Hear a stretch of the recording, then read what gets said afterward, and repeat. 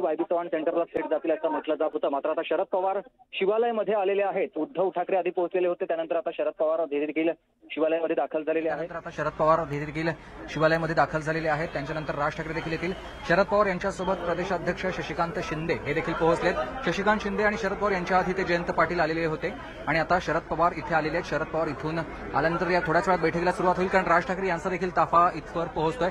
अगदी मागेच राज ठाकरे देखील पोहोचलेले आहेत. राज ठाकरेंचा देखील ताफा आलाय, तर शरद पवार हे देखील पोहोचलेले आहेत. सगळेच वरिष्ठ नेते इथे पोहोचलेले आहेत. फक्त काँग्रेसचे नेते अद्याप कोणी आलेले नाहीयेत.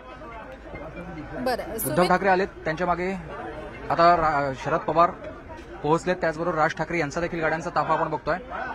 दोन्ही नेते इथे पोहोचलेले आहेत आणि थोड्या वेळात आता या सगळ्या बैठकीला सुरुवात होईल.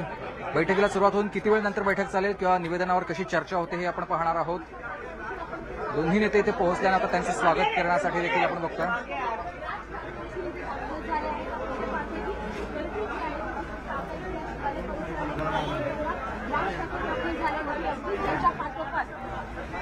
तर ही दृश्य आपण बघतोय.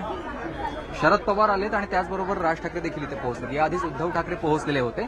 आता हे तिन्ही वरिष्ठ नेते पोहोचलेत. काँग्रेसचे नेते अद्याप इथे कोणी पोहोचलेले नाहीयेत. त्याचबरोबर शेतकरी कामगार पक्षाचे जयंत पाटील हे प्रमुख देखील इथे पोहोचलेले आहेत. अजित नवले आलेले आहेत. आता या बैठकीला थोड्या वेळात सुरुवात होईल आणि त्यानंतर निवेदनावर सगळी चर्चा केली जाईल. निवेदनामध्ये नेमकी काय चर्चा होते पाहणं महत्त्वाचं असेल.